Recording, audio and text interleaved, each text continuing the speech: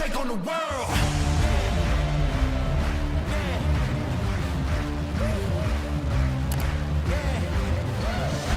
Bonsoir à tous et bienvenue dans ce nouveau numéro des Incorrectibles. Alors, nouveau décor, vous le voyez, mais la même exigence, liberté, débat et vérité.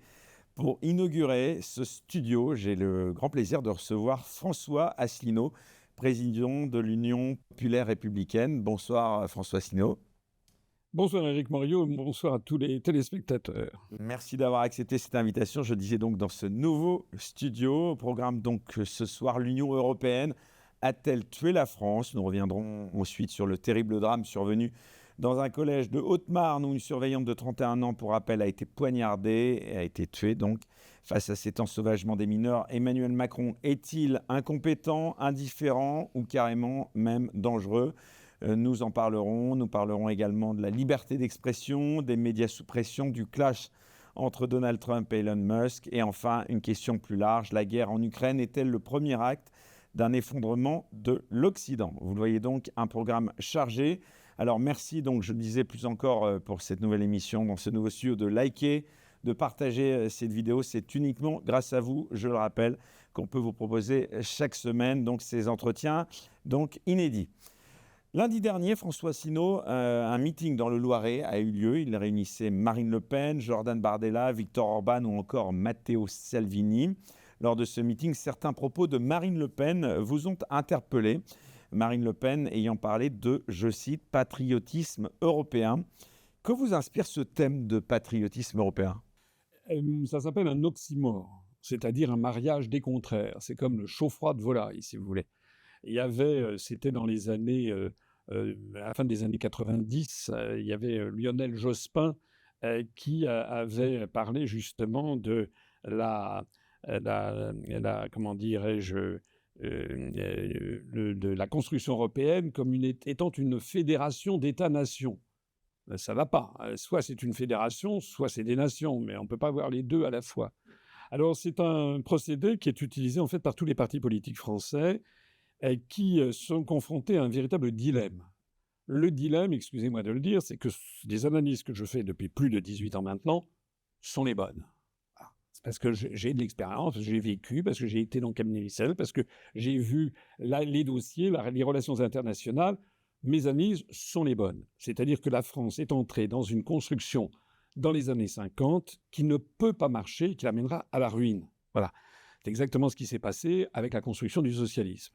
La construction du socialisme, ça ne marchait pas, ça marchait de moins en moins, sauf qu'on n'avait pas le droit de le lire. Et donc, pendant toutes les années 60, 70, 80 du XXe siècle, il y avait des gens qui essayaient de se torturer les méninges. Comment faire pour être conforme au dogme de l'inéluctabilité de la construction du socialisme, alors qu'on voit que ça marche de moins en moins. Voilà.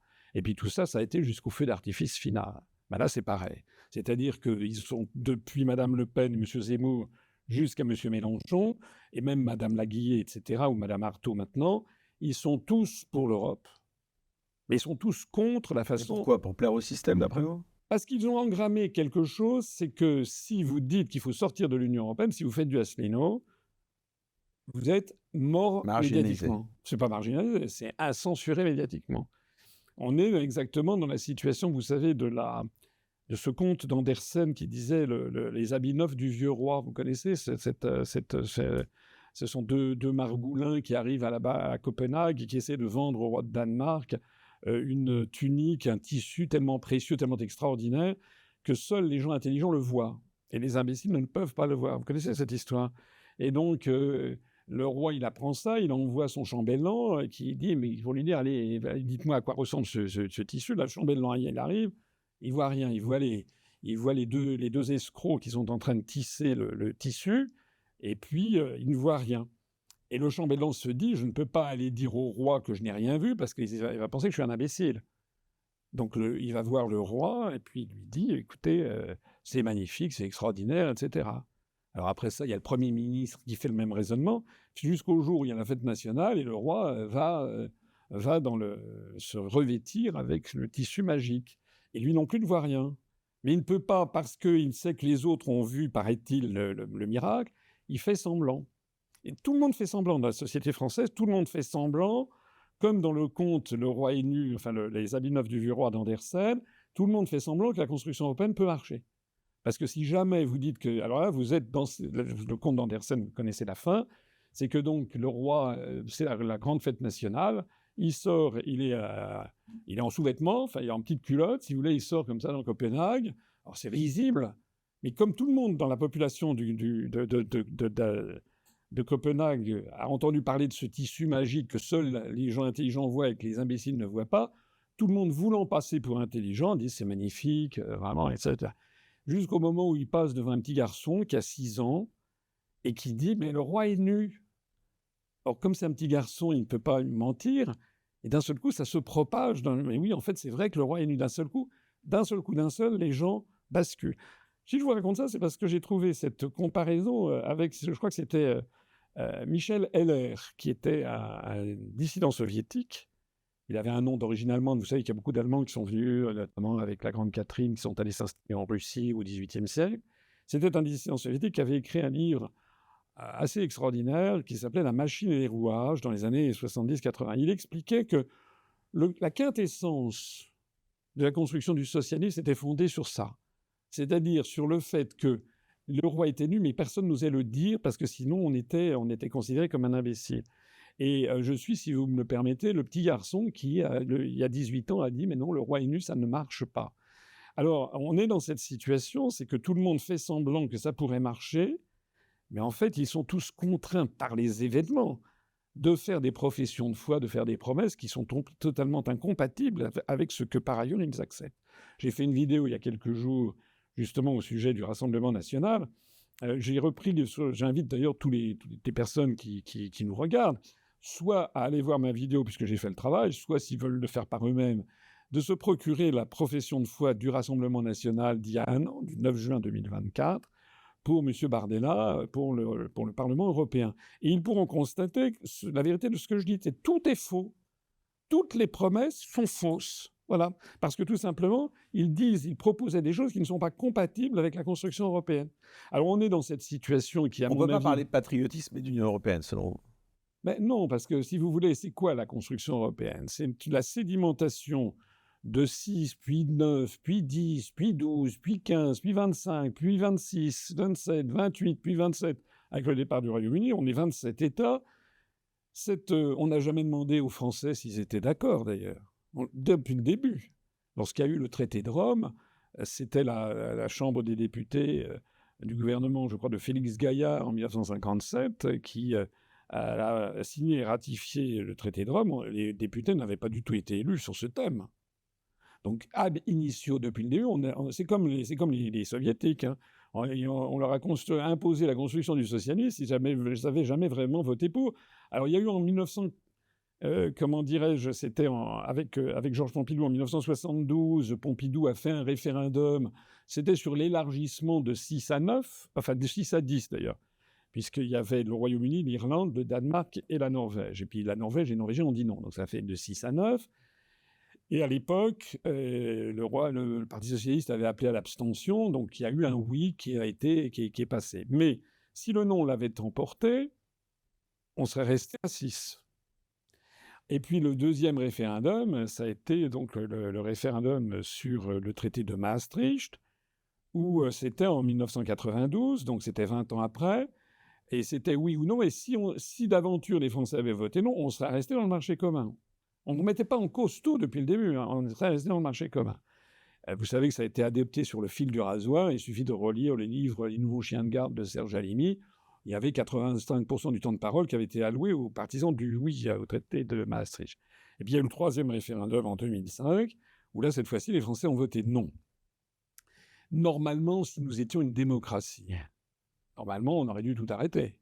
Et on aurait dû poser la question de savoir « mais qu'est-ce que vous voulez faire ?» On aurait d'autant plus dû le faire. J'ai fait une vidéo il n'y a pas très longtemps sur notre chaîne UPR-TV pour les 20 ans justement de cet événement, parce qu'il y a eu un quiproquo extraordinaire. C'est que ça s'est appelé Constitution européenne par la volonté de Giscard, qui voulait apparaître comme le Thomas Jefferson, vous savez, celui qui avait fait la Constitution des États-Unis. Il voulait être celui qui ferait la Constitution des États-Unis d'Europe. Bon. Mais en pratique, il s'agissait d'un traité international. De plus, reprenant tout l'acquis communautaire, comme on dit, les traités, et puis on y ajoutait quelques nouveautés. Donc, On a présenté ça comme constitution européenne. Les Anglais avaient demandé à Anthony Blair, il y avait une émission de télé, il y avait des téléspectateurs qui avaient dit pourquoi une constitution? Nous, on n'a pas de constitution en Angleterre. Le Premier ministre britannique à l'époque avait dit vous en faites pas, on appelle ça constitution européenne pour faire plaisir aux Français. Pour nous, ça n'est jamais qu'un traité international de plus, ce qui était exact, puisque les Anglais sont quand même toujours très, très matter of fact et factuels. Alors que nous, les Français, on aime bien l'emphase, faire des œuvres historiques, etc. Mais le problème, c'est que quand c'est arrivé en France, le mot constitution déclenche un déclic dans l'esprit des gens. Nous sommes les champions du monde des constitutions depuis 1791, la première. Et des constitutions, on a changé de constitution, même du temps où Chirac a été président de la République. Il l'a été pendant 12 ans, il a fait 8 changements constitutionnels. Il y a des pays comme l'Allemagne où ils ne changent jamais la Constitution. Et donc, les gens se sont emparés de ce traité, de la Constitution européenne. Il y a eu Étienne Chouard qui s'est fait connaître à cette époque. Il y a Laurent Fabius qui a appelé à voter non, etc. Parce que les gens qui ont honnêtement regardé, ils s'attendaient à trouver une Constitution. Or, une Constitution, ça réglemente tout simplement le fonctionnement des pouvoirs publics et ça prévoit des contre-pouvoirs, mais ça ne fixe pas des politiques économiques. Mais le problème, c'est que les traités européens, justement, fixent des politiques économiques, des politiques monétaires, des politiques... Donc les gens se sont dit, mais on se moque du monde, ce n'est pas une constitution. Et les gens ont commencé à remettre en cause le caractère libéral. Et alors, ça a été la panique, rappelez-vous, parce que les gens se sont dit, mais vous vous rendez compte, non seulement les gens remettent en cause ce texte, mais ils remettent en cause le marché commun, la libre circulation des marchandises, mais ça remontait au traité de Rome. Et il s'est passé exactement la même chose qu'en 1987, après Tchernobyl. Il y a en 86, 27 avril 86, je crois, c'est Tchernobyl. En 87, Gorbatchev sent que ça marche plus du tout, et donc il laisse la porte ouverte aux critiques. Et d'un seul coup, les gens commencent à s'enhardir dans les médias, et ils commencent à dire, ça c'est le basculement de l'histoire soviétique, il y a des gens qui commencent à dire, mais en fait, cette construction du socialisme, on est en 1987, ça fait 70 ans qu'on fait, mais personne ne nous a jamais demandé notre avis, en fait. Et là, d'un seul coup, Gorbatchev a senti que le pouvoir lui échappait, si vous voulez. C'est-à-dire que d'un seul coup, il y avait un questionnement fondamental qui ne remontait pas à 3 ans, 5 ans, qui remontait à 70 ans.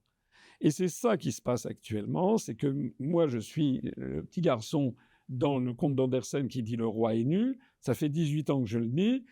Tout est fait. Moi, je suis maintenant totalement interdit de médias. On a saisi l'ARCOM, on écrit à toutes les télévisions, etc. J'invite d'ailleurs ceux qui m'écoutent et qui voudraient que je passe, par exemple, sur CNews. Monsieur Pascal Pro m'avait dit, mais vous passerez un quart d'heure tous les trimestres. Rien du tout. Vous ne gardez pas un bon souvenir de ce passage? Mais non, c'est-à-dire que moi j'aime bien Pascal Pro, il m'a menti. Et il a menti pas seulement à moi, mais il m'a menti à 300 et quelques mille électeurs que je représente. C'est-à-dire que c'est pas normal. On est dans une situation sur Internet, vous savez que notre chaîne UPR TV fait quand même des gros cartons, on fait des centaines de milliers de vues, on est à 495 000 abonnés, ce qui pour un parti politique est beaucoup. On est à 112 millions de vues cumulées, ce qui pour un parti, je dis bien un parti politique, est beaucoup, parce que j'ai par ailleurs ma chaîne à mon nom, etc. Mais en termes de parti politique, on est le parti politique dont la chaîne est la plus suivie sur Internet. Je ne suis jamais invité, je suis moins invité qu'il y a 10 ans. Ça veut dire qu'il y a un verrouillage des médias sur cette idée fondamentale qui est que l'oligarchie ne veut surtout pas remettre en cause, qui est la remise en cause de la construction européenne. Il parle du principe que c'est en fonction des résultats électoraux aussi qu'ils attribuent un temps de parole aussi. Et c'est vrai que, paradoxalement, c'est vrai que vous êtes très populaire sur les réseaux sociaux, mais à l'instar d'ailleurs, c'est vrai, d'Éric Zemmour, et qui a peut-être plus de temps de parole, c'est vrai que vous, je pense que l'ARCOM ou les chaînes info, pour y avoir travaillé, se focalisent sur les résultats. Oui, mais c'est se moquer du monde. Pouvez-vous me rappeler le nombre de voix qu'avait obtenu M. Macron en 2015, 2016 et 2017, quand il a eu 25% de temps de parole sur toutes les chaînes de télévision? Zéro. Il ne s'était jamais présenté. Il avait 0 voix. Il aurait dû avoir 0... si on applique votre jurisprudence. Nous, on s'était présenté à des élections, on avait fait 1% des suffrages. On aurait dû avoir 1% et 0%. En fait, on a eu 0,8 et lui a eu 25%. Donc ça, c'est vraiment se moquer du monde. Voilà, c'est aussi simple que ça. Mais même les 1%, ça ne serait pas mirobolant, mais on a fait le compte avec une 14 ou 15 chaînes de télévision et de radio qui sont suivies par l'ARCOM. On a fait le compte que je devrais passer une fois toutes les 3 semaines dans une émission politique. Les 4 vérités, je devrais passer sur les grandes gueules, etc., etc. Zéro. Zéro. C'est ça la société française. Et donc tout est fait en fait en France pour essayer d'empêcher cette idée de se produire, alors qu'on voit qu'elle fait son chemin partout ailleurs dans l'Europe, même si dans l'Europe entière, il y a les mêmes forces qui essaient de bien faire en sorte que cette idée soit, quand elle apparaît, soit qualifiée d'extrême droite. Parce que j'ai rappelé, ce qui s'est passé, c'est très important, ce qui s'est passé il y a 20 ans dans le référendum sur la Constitution européenne. Ce qui s'est passé il y a 20 ans, c'est qu'il y a eu 55% de non, dont en gros 30 venaient de droite et d'extrême droite et 25 de gauche et d'extrême gauche. Ça s'appelle la fongibilité des électorats. Voilà. Et ça, c'est l'oligarchie euro-atlantiste, les milliardaires qui tiennent les médias, ils veulent surtout pas de ça. Donc, il est très important de bien avoir le clivage droite-gauche, parce qu'on sait très bien que les gens qui sont par la fameuse union des droites, il y a des gens qui disent pourquoi vous voulez pas l'union des droites, mais on va pas faire nous. Quand je dis nous, c'est pas moi, ce sont nos électeurs, ce sont nos adhérents. On va pas faire une union avec des responsables politiques, que ce soit Madame Marion Maréchal, que ce soit Madame Le Pen, que ce soit Monsieur Bardella, Monsieur Zemmour, Madame Knafo, etc. Il y a beaucoup de gens qui demandent l'union des souverainistes, à défaut de l'union des droites. Mais ils ne sont pas souverainistes. Non, mais je parlais des autres, là, pour le coup. Donc le problème, il est pas là. Le problème, c'est qu'il faut avoir quelque chose au-dessus du clivage droite-gauche. C'est ce que l'on... Alors, il y a des gens qui sont partisans de l'union des droites, des gens qui sont partisans de l'union des gauches, et on est sûr comme ça que cette idée de sortie de l'Union européenne ne débouchera pas. Alors moi, je regarde ça, on fait tout notre possible pour se développer. On se développe très bien sur Internet. On a de plus en plus de gens qui nous rallient. Nos adhésions se portent bien, nos donations se portent bien.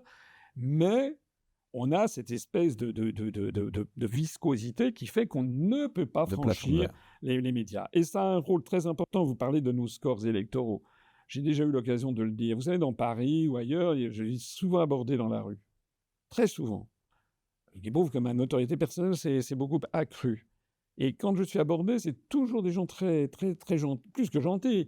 Ils veulent des selfies. Ah, monsieur Asselineau, je vous regarde, vous êtes formidable, j'adore vos analyses, je les regarde toutes. Mon frère, ma soeur, ma belle-mère, ma grand-mère, tout le monde adore, etc.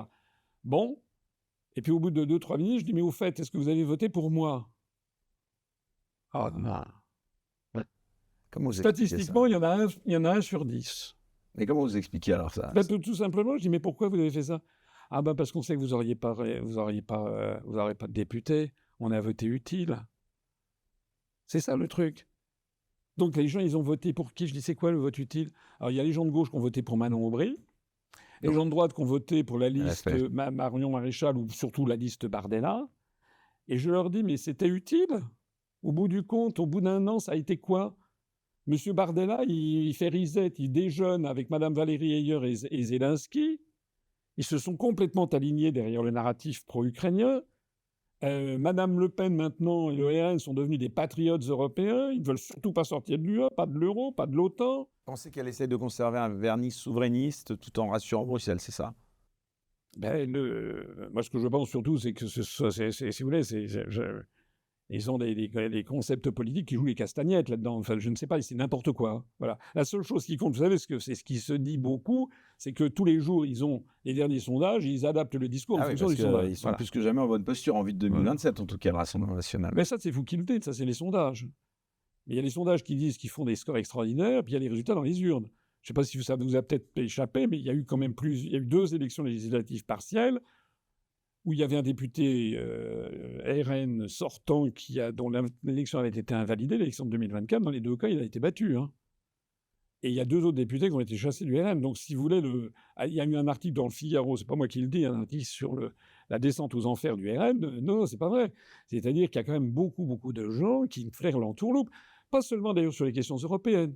Parce qu'on nous présente le RN comme un parti d'opposition. Enfin, oui, voilà ce que j'allais dire. Vous considérez que c'est plus un parti d'opposition réelle? Écoutez, quand vous reprenez la profession de foi de M. Bardella en 2024, il disait qu'il fallait voter pour sa liste aux européennes. Il y avait un petit encart, notamment le point numéro 2, c'était pour s'opposer à Macron et également contre la politique du gouvernement Bayrou. Qu'est-ce qui s'est passé depuis 1 an? Ils ont bloqué la procédure de destitution de Macron qui avait été lancée par le NFP. Ils ont bloqué à plusieurs reprises la censure de Bayrou. Et Mme Le Pen a fait élire, a fait nommer plus exactement Richard Ferrand à la tête du Conseil constitutionnel. Alors, je vous appelez ça. En attendant, les gens qui ont voté pour la liste de M. Bardella et du RN en 2024, là, il suffit qu'ils reprennent la profession de foi, ils se disent j'ai été berné, j'ai été Tous copié. les partis qui veulent changer, disent-ils, l'Europe de l'intérieur. Selon vous, ils mentent aux Français. C'est Oui, impossible. mais ça fait des décennies, enfin pas des décennies, mais j'ai fait il y a plus d'une dizaine d'années, je crois, j'avais fait une vidéo là-dessus. Pour changer l'Europe, il faut avoir l'unanimité des États membres, des 27. Il ne suffit pas d'en avoir 14, hein, ou 15, ou 12, ou 20. Il en faut les 27, y compris Malte, y compris le Luxembourg. Bon. Ce qui est normal d'ailleurs, puisque c'est les questions de souveraineté dont il s'agit. Or, la construction européenne, elle a été voulue très préméditée par l'application d'un stratagème chinois de l'art de la guerre qu'on appelle le stratagème des chaînes. Plus vous mettez d'États aux intérêts divergents et contradictoires, plus vous aboutissez à la neutralisation du total. Donc ça aboutit à ce qu'on constate, il ne se passe rien. Et donc, comme les gens d'ailleurs n'y comprennent rien, ça a été pris en charge par une oligarchie qui décide de tout dans l'opacité la plus complète. Madame von der Leyen, elle a un pouvoir très largement supérieur au président de la République française maintenant. Personne ne sait qui c'est, enfin tout le monde sait très bien qui c'est une famille de milliardaires. Vous savez, les magasins Aldi, vous savez, que vous avez en France. Et c'est Aldi, ce sont deux familles allemandes, dont la première c'est Albrecht, et c'est une fille Albrecht, madame, qui est une famille très riche, qui s'est mariée avec monsieur von der Leyen, qui eux avaient des officiers supérieurs nazis dans son... C'est ça, hein, madame von der Leyen. Elle est connue pour être très corrompue, elle avait été à la tête du ministère de la Défense allemand. Elle a été prorogée à la tête de la Commission européenne. Elle n'a pas du tout donné quelque information que ce soit sur les motivations qui ont fait qu'elle a fait acheter pour 40 milliards d'euros d'injections à RNM qui ont été ensuite mises au panier. Enfin, c'est un tel scandale. Avec une opacité derrière. C'est un tel scandale que le seul média qui s'en est préoccupé, c'est le New York Times. Preuve que tous les médias en Europe sont complètement asservis. Et Mme von der Leyen, c'est elle que les gens de gauche qui ont voté pour Mme Manon Aubry, ils ont pu voir Manon Aubry lui sauter au cou quand elle a été renommée. Enfin, qu'est-ce que c'est que cette histoire? Elles vont faire les soldes ensemble? C'est quoi? La gauche, Manon Aubry, quand on présente... non, tout ça est cul et chemise à Bruxelles. Donc, alors évidemment... On va revenir quand même à Marine Le Pen, elle a quand même fustigé cette institution en disant que c'était un, je cite, empire wokiste et libéral. Vous avez quelques points d'accord quand même avec elle. Bien sûr, mais si vous voulez, la politique, c'est quoi la politique? Hein, ça remonte à Confucius, pour bien comprendre ce qui se passe, qui disait à l'un de ses disciples dans les Analectes, qui disait « Écoutez les paroles, mais observez les actes ». Moi aussi, je pourrais faire du Le Pen. D'ailleurs, Macron lui-même, tous les Européistes passent leur temps à taper sur l'Europe. C'est pas normal, c'est scandaleux. Zemmour, il en rajoute une louche. Bon, mais oui, et alors, et qu'est-ce qui se passe concrètement? Ah ben, on y reste. Voilà, c'est ça. Donc ça, c'est une entourloupe, et vraiment, c'est de la manipulation mentale. Hein, tout ça, c'est ce qu'on a vraiment la main mise sur ses États membres. Hein, comment? Ben oui, vous avez des quantités de... Enfin, on le voit bien.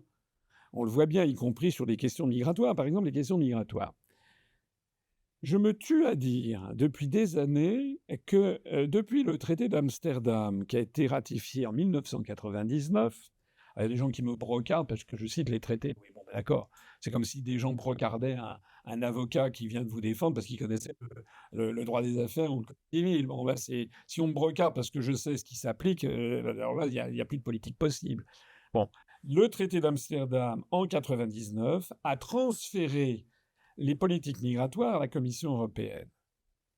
Et personne n'en parle. C'est-à-dire que lorsque je vois M. Zemmour, Mme Plafond, Mme Le Pen, etc., qui sont là à nous expliquer que voilà ce qu'ils vont faire en matière migratoire, mais ils ne le pourront pas puisqu'ils veulent rester dans l'Union européenne. Alors, il y a toujours à ce moment-là quelqu'un en fond de salle qui me dit « Mais c'est pas vrai ce que vous dites, M. Asselineau, regardez Viktor Orban. » Oui, mais justement, je regarde Viktor Orban. Il faut arrêter de vivre sur un mythe. Je regarde Viktor Orban, je regarde Mme Meloni. Mme Meloni, elle a été élue sur le fait qu'elle allait faire diminuer, réduire à zéro l'immigration. Elle a augmenté l'immigration. Pourquoi ça? Parce elle s'est attaquée à l'immigration illégale, qui de fait, effectivement, depuis qu'elle a succédé à Mario Draghi, l'immigration illégale a perdu à peu près les 2 tiers. Bon, des migrants illégaux qui maintenant d'ailleurs passent par la péninsule ibérique. Le gouvernement de Pedro Sanchez leur fait un meilleur accueil. Bien. Mais la politique migratoire de l'Union européenne, et ce n'est pas moi qui le dis, c'était Mme Ylva Johansson, commissaire européenne, fin 2023, était allée dire ça dans une conférence à Barcelone de mémoire pendant la présidence tournante de l'Union européenne par l'Espagne. Mme Ylva Johansson, qui était la commissaire européenne, a expliqué que la politique migratoire de l'Union européenne consiste à faire entrer 4 à 4,1, 4,2 millions de nouveaux migrants par an dans l'Union européenne. Elle l'a dit, c'est la politique officielle. Voilà. Et c'est ce qu'applique en fait Mme Meloni, c'est-à-dire que les 4 millions et quelques de personnes qui entrent dans l'Union européenne de façon légale, il y en a qui vont s'installer en Italie et qui sont légaux. Notez bien d'ailleurs le glissement sémantique de Mme Le Pen lors de l'émission qui a eu lieu, lors de sa réunion des patriotes européens. Elle a fait des émissions, elle a attaqué Macron en disant « il va lutter contre l'immigration illégale ». C'est vraiment très très important ce que je dis. Il y a des gens qui disent « il chipote ». Non, non, non. Comme disent les Allemands, der Teufel liegt im Detail, le diable réside dans les détails. Parce que les Français, on est habitués à la généralité, les trucs, l'union des droites. Mais non, il faut entrer dans le détail, comprendre très précisément. À partir du moment où Mme Le Pen dit qu'elle reproche à Macron de ne pas avoir lutté contre l'immigration illégale, ça veut dire que si elle arrivait au pouvoir et qu'elle était à la place de Mélanie, les Français découvriraient avec stupéfaction que le nombre d'immigrants continue à augmenter, plus encore que c'était le cas en Italie. C'est vraiment important à comprendre ce que je dis. Il y a 4 millions de nouveaux migrants qui viennent s'installer dans l'espace Schengen chaque année. Soit dit en passant, vous savez qu'il y a le feu au lac en ce moment aux États-Unis. Biden, il a fait quoi pendant sa présidence? Il a laissé entrer 2 millions de migrants illégaux, semble-t-il, en plus des migrants légaux. Il a laissé entrer 2 millions par an pendant 4 ans. C'est 8 millions. Finalement, pour une population de 340 millions, à l'intérieur de l'espace Schengen, il doit y avoir 450 millions. En définitive, la politique très laxiste de Biden a été quand même un peu moins laxiste que la politique de la Commission européenne qui fait entrer 4 millions de migrants par an. Enfin, il faut que les gens le sachent, quoi. Et on ne peut pas se contenter d'une pirouette en disant oui, mais non, mais lorsque Zemmour sera là, non. Parce qu'une fois que si Zemmour était président, si Mme Le Pen était président, si ce pauvre Bardella, qui ne connaît strictement rien à rien, était président, il se passerait quoi? Mais il se passerait on nous expliquerait que vous êtes dans l'Union européenne, vous avez signé des traités, et vous êtes obligé de les respecter. Et si vous ne les respectez pas, d'abord pour les respecter, on ferait comment pour l'immigration? Vous êtes déjà allé à Menton ou à Hendaye? Toutes les barrières, tout ce qui existe auparavant a été supprimé. Donc on entre totalement librement. Ça, c'est l'application. On va encore me brocarder, c'est l'article 67 du traité sur le fonctionnement de l'Union européenne. L'Union européenne veille à l'absence de contrôle aux frontières intérieures de l'Union. Il a été obligatoirement supprimé tous les contrôles aux frontières. Donc quand vous avez des migrants qui arrivent, par exemple, en Espagne, ils entrent tout à fait librement en France. Il y avait d'ailleurs eu, vous savez comment ça s'appelait, les amis de M. Damien Rieu, Thaïs Génération identitaire. Génération identitaire, voilà. Ils étaient allés, vous vous rappelez, du côté des Pyrénées. Bon. Ils avaient voulu s'opposer aux migrants. D'ailleurs, ils avaient quasiment la gendarmerie qui était venue le mettre fin et la justice leur a donné tort parce que nous avons signé des traités. Alors, il y a des gens qui disent, oui, mais à ce moment-là, il suffit de ne pas respecter les traités. Bon, il y a des gens qui disent ça. Ils ne se rendent pas compte de ce qu'ils disent. Parce que si la France ne respecte pas les traités, que se passe-t-il? Eh bien, ce qui se passe, c'est que la Commission européenne a l'obligation, obligée par la loi du traité, elle a l'obligation de déférer notre cas devant la Cour de justice de l'Union européenne. Ce qu'on c'est déjà arrivé 50 fois. Quand la France a refusé de faire, comment dirais-je, d'accepter un certain nombre de produits chimiques pour l'agriculture, etc., récemment, il y a quelques années, la France refusait de traîner les pieds parce que les députés français savaient qu'ils allaient se faire engueuler en circonscription. La France a été déférée devant la Cour de justice parce qu'on refusait d'admettre, c'était le glyphosate par exemple, voilà, c'était ça le mot que je cherchais, eh bien la France a été condamnée à 135 000 € par jour de retard. 135. Alors, comme ça faisait 3 ans qu'on avait de retard, il a fallu qu'on paye, je ne sais plus combien, 100 millions d'euros, parce qu'on était contraint par la loi. Donc là, c'est pareil, si vous voulez. C'est que si on ne respectait pas les contraintes que l'on a acceptées par les traités européens, nous serons condamnés. Condamnés avec des... Alors, évidemment, il y a des gens qui disent, oui, mais si on ne paye pas, c'est ce que dit Mélenchon. Mélenchon, j'allais dire. Voilà. Et oui, mais c'est bien Mélenchon et qui dit on est la France, c'est nous qui allons faire. Mais je signale au passage que le discours qui consiste à dire nous, on est la France, on va imposer notre volonté.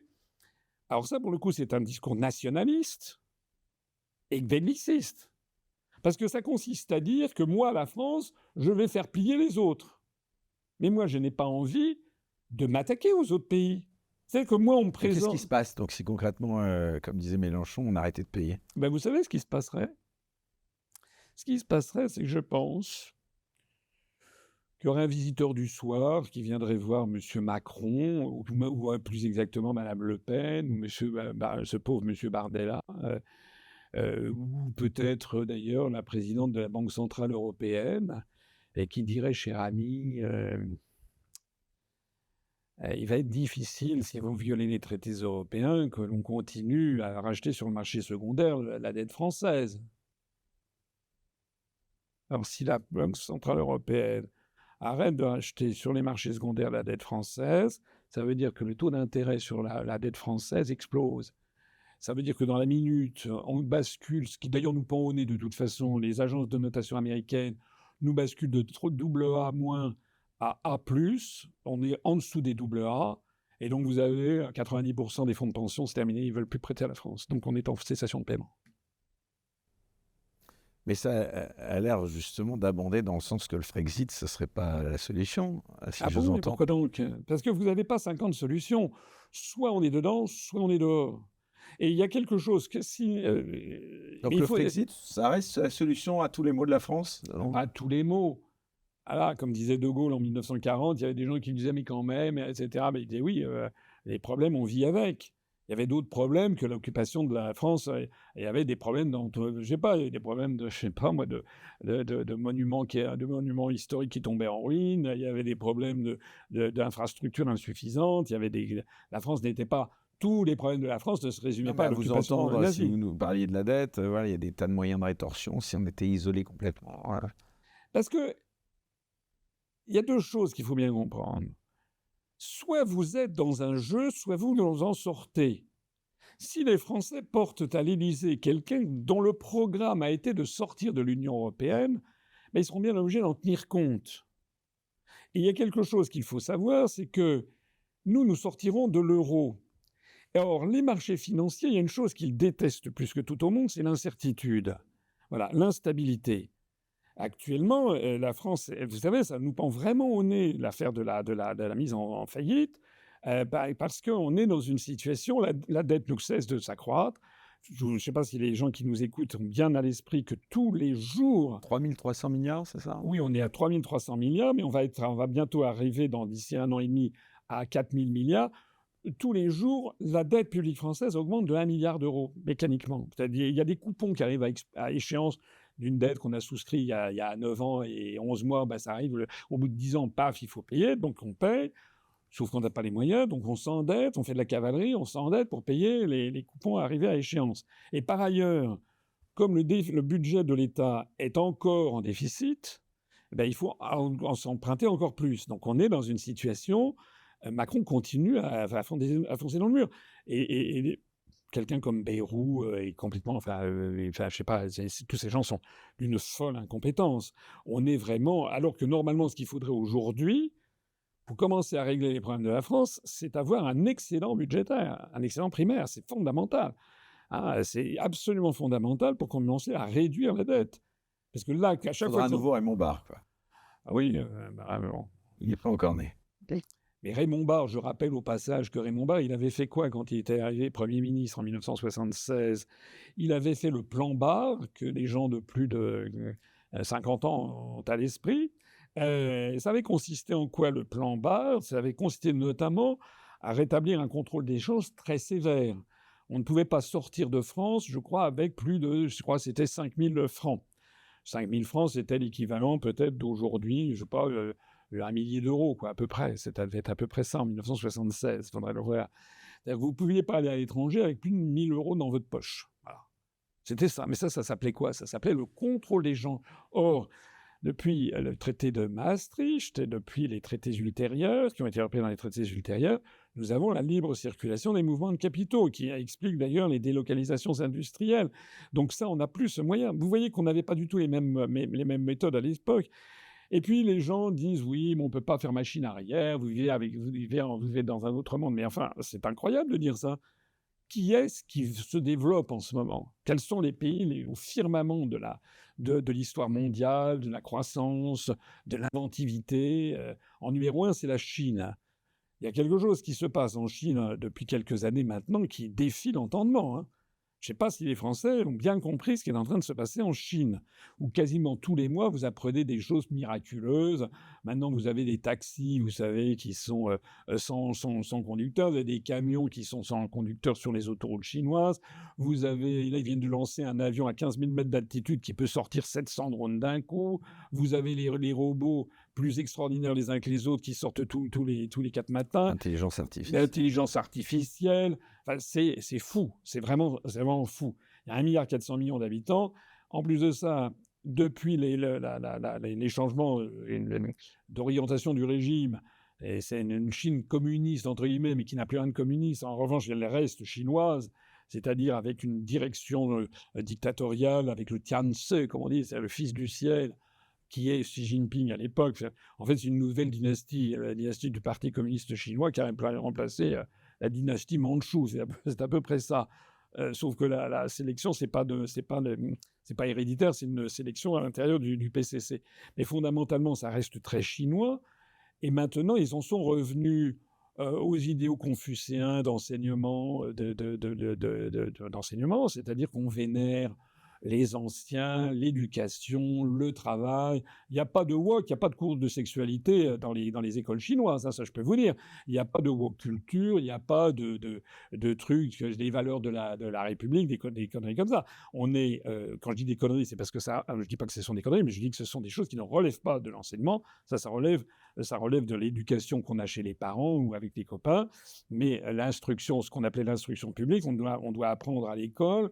L'instruction, c'est-à-dire lire, apprendre, compter, et écrire, l'histoire, la géographie, les mathématiques, etc. Vous avez vu que malheureusement, les comparaisons internationales, en fait, l'enseignement français s'effondre au fur et à mesure. La conséquence de tout ça, au bout du compte, c'est qu'actuellement, une tranche d'âge en Chine, ils sont 1,4 milliard d'habitants. Chaque tranche d'âge, ça doit être quelque chose comme à peu près 30 millions de personnes, 30 millions de jeunes, 15 millions de garçons, 15 millions de filles. Bon. Là-dessus, il y a une telle éducation qu'il y a plusieurs millions, je crois que c'est un truc du style 2 à 3 millions, 10%, qui sortent avec un diplôme d'ingénieur. 3 millions de nouveaux ingénieurs par an en Chine. Idem le pion, évidemment, aux États-Unis, où l'enseignement, par ailleurs, s'effondre aussi. Mais alors, nous, on doit sortir 50 000 ingénieurs par an. Donc, il y a vraiment, c'est très, très, très impressionnant ce qui est en train de se passer avec la Chine. Or, la Chine, elle n'a pas la libre circulation des mouvements de capitaux. La Chine elle contrôle ces mouvements de capitaux. La Chine n'a pas du tout... Elle fait tout le contraire de ce que l'on fait, en fait. D'ailleurs, le monde entier et les BRICS font le contraire de ce que l'on fait. Alors là, les Français sont en train de découvrir que ça va de mal en pis. On nous présente les autres pays du monde comme la catastrophe, mais en fait, au bout du compte, c'est l'ensemble du monde occidental qui est en train de décrocher, franchement. Alors, un petit mot juste, vous avez vu cette semaine, je suppose également, cette déclaration de Marine Le Pen, un petit mot de 2027 à l'approche de cette élection présidentielle, à laquelle d'ailleurs vous allez de nouveau concourir. Je pense que ça n'est un secret pour personne. Vous êtes candidat en 2027. J'espère bien. Voilà, mais c'est officiel, c'est sûr. Vous savez qu'il faut les parrainages. Les signatures, voilà. Enfin, les parrainages, tout le monde ne les a pas eus. Moi, je les ai déjà eus en 2017. J'avais eu 584 parrainages. Et là, vous êtes davantage optimiste ? En 2022, je n'ai pas pu les avoir pour une raison de... Vous en aviez combien ? J'en avais quand même eu près de 300 en 293. Mais vous savez qu'il y a eu toute la conjonction à la fois d'une tentative de putsch chez moi, on m'a foutu un procès, on m'a fait un procès en sorcellerie. D'ailleurs, C'est fini tout ça? Tous les procès? les juges ont, comment dirais-je, prononcé un non-lieu sur les 8 C'est chefs vrai, non, mais c'est d'inculpation. vrai que Tout a été... Donc, c'était une véritable... Mais un jour, j'écrirai ce qui s'est ça vient passé d'où dans cette ça, histoire. d'après vous? À votre avis? À votre avis, qui est-ce qui a intérêt à faire ce que les Russes, les Américains Bah non, le compromat, vous savez? Comment essayer de ça compromettre vient de quelqu'un? l'interne ou pas? Non. Il y avait des complicités en interne, bien sûr. Oui, mais dites donc, parce que alors là, pour le coup, non, j'avoue que je me suis pas penché en Le temps détail. viendra. Voilà. Mais en attendant, maintenant, les choses sont derrière nous et c'était pas la seule raison. Il y a eu aussi l'affaire de la Covid. Il y a eu aussi les petits copains souverainistes qui ont appelé les maires pour ne pas me parrainer. Je ne l'ai pas oublié. Et il y a eu aussi l'affaire de M. Bayrou. Parce que je rappelle que M. Bayrou, qui à l'époque était haut commissaire au plan, dont on voit les résultats mirobolants. D'ailleurs, il a été plusieurs années au commissaire. On voit que la France se porte beaucoup mieux depuis qu'il nous a donné, il nous a gratifié de sa pensée. Monsieur Bayrou s'était autoproclamé le GDP, le grand dispensateur des parrainages. C'est-à-dire qu'il avait décidé De permettre à Marine Le Pen d'obtenir il avait justement les siens. décidé de demander à des maires de petits villages de lui envoyer des professions, des parrainages en blanc. C'est totalement interdit par la Constitution, par la loi. Il n'avait absolument pas le droit de me faire ça. Bon, mais comme le dit la fable, ego nominor leo, c'est puisque je m'appelle le lion, j'ai le droit j'ai le droit de tout faire. Donc il a fait ça, donc il s'est autoproclamé. Et donc à l'époque, il y avait eu un autre phénomène qui s'était produit, c'était l'arrivée de Éric Zemmour dans le paysage, qui avait été alors complètement catapulté par la presse Bolloré, qui était alors, rappelez, il y avait des temps de parole absolument extraordinaires, 25, 30, 35, parce que je n'ai jamais eu. Donc il avait été lancé, M. Zemmour, par la presse Bolloré, etc., qu'il l'avait lancé. Bon. Peut-être d'ailleurs avec l'arrière-pensée d'affaiblir Marine Le Pen, c'est possible, enfin c'était, je pense, qu'il y avait dans cette affaire. Mais M. Zemmour était quand même un personnage clivant, il l'est toujours. Il a été condamné à plusieurs reprises pour, comment dirais-je, incitation à la haine raciale, etc., pour apologie de crimes de guerre, parce qu'il a défendu Pétain. Enfin, je vais pas... Mais vous savez qu'il a quand même un casier judiciaire. Après, ça peut poser la question de la liberté d'expression. Oui, je suis d'accord, mais c'est un fait que c'est ça. Moi, je ne prends pas parti, enfin, si je peux prendre parti, mais moi, je dis des faits. Il a été condamné pour ça. Or, les Français, d'un seul coup, ont découvert que ça n'était pas d'ailleurs de 2022, ça remontait au début des années 2000. C'était Jospin qui avait pris cette initiative, c'était de commencer à rendre public le nom des maires qui parrainent. Avec Jospin, c'était un truc chèvre-chouille, avec les 500 premiers maires qui parrainaient étaient publiés. Bon, c'est-à-dire si vous aviez 1702 parrainages, il n'y en avait que 500. Et puis ça a été ensuite ça doit être sous Hollande, je pense, il y a une nouvelle réforme et il a décidé de publier tous les parrainages. Alors, il s'est posé évidemment un problème, c'est que les maires, déjà qui avaient été très réticents à parrainer le Front National pendant des années, bon, les maires d'un seul coup, là, celui qui remplaçait le rôle du mauvais, c'était Zemmour, et donc il y a eu beaucoup de gens, de maires, qui ont dit qu'ils ne voulaient pas parrainer Zemmour. Et donc Zemmour a fait monter la pression, et donc il y a des gens qui suivaient Zemmour, qui ont hurlé au scandale, ce qui est vrai que, à mon avis, c'est un scandale, c'est que on ne peut pas demander à des maires de prendre la responsabilité de parrainer. Je rappelle qu'ils ne peuvent parrainer qu'une seule personne ou zéro. Ils ne peuvent pas parrainer plusieurs personnes.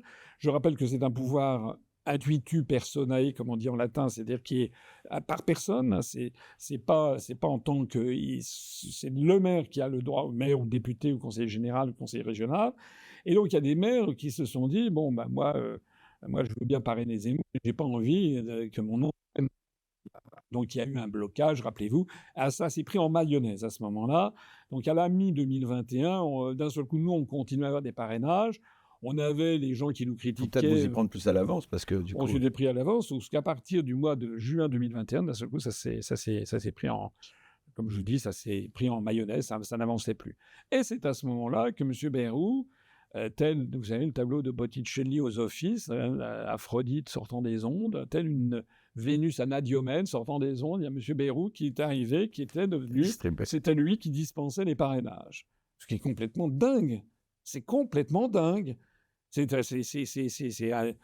parce que c'est Et vous contraire croyez à que la c'est peut-être une des Constitution. raisons pour lesquelles il y a une forme d'indulgence à l'égard du gouvernement de Bayrou aujourd'hui d'une partie? Je ne sais pas. En tout cas, moi, je sais que j'ai eu M. Bayrou au téléphone 2 fois.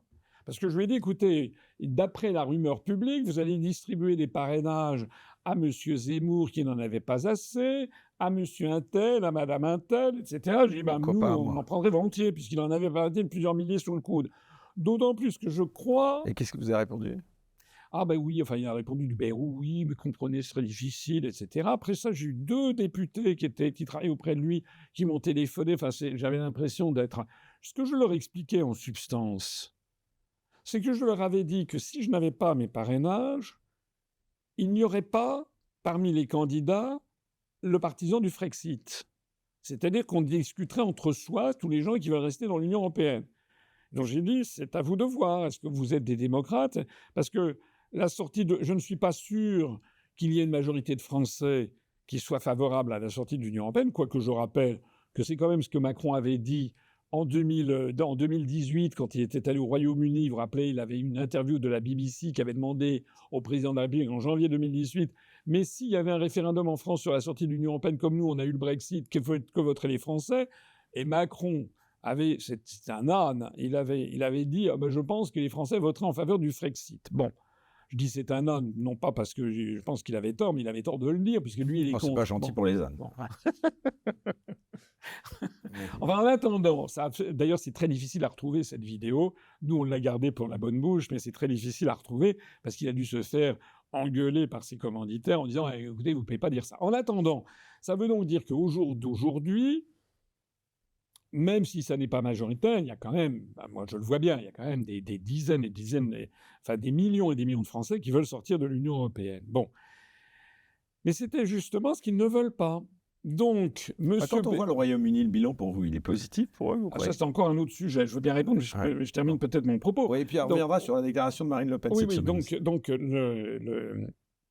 Monsieur Bayrou, dans sa sagesse, a donné des parrainages à Zemmour. Je ne suis pas sûr qu'il en ait donné à Mme Le Pen. Je crois qu'elle a réussi par elle-même à en avoir. De toute façon, maintenant, elle les a par tous ses députés, etc. Donc, elle n'a plus besoin d'avoir recours à des sollicitations.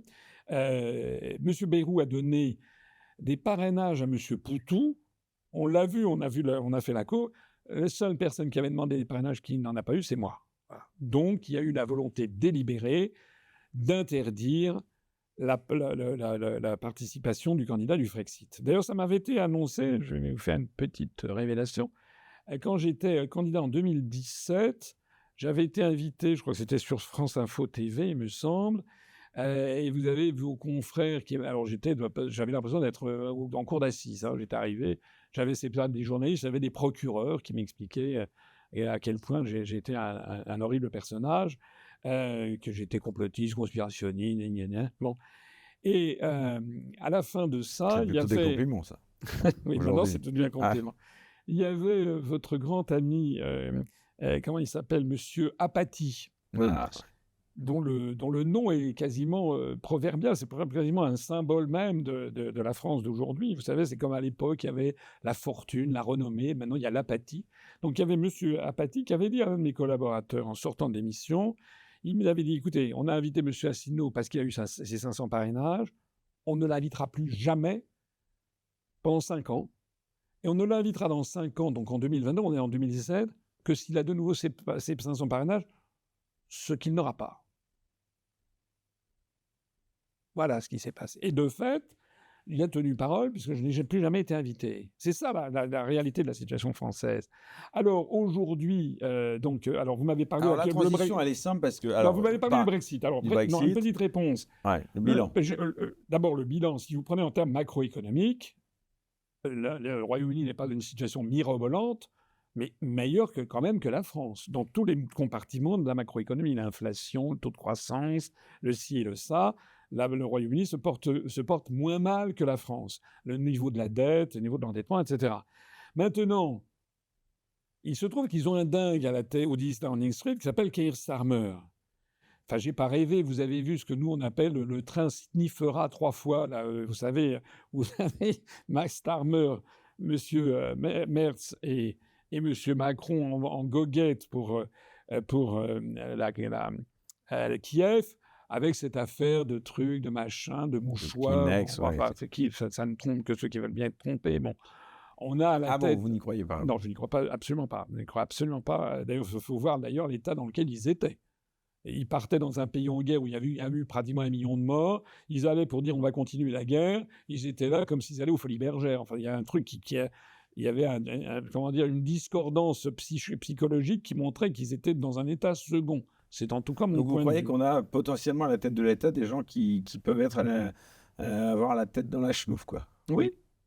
Ben, écoutez, pour parler de l'Angleterre, vous vous rappelez peut-être qu'il y a eu une première ministre qui a eu une carrière météorique, qui est restée 1 mois Premier ministre, qui est Madame Liz Truss. Je ne sais pas si vous vous rappelez.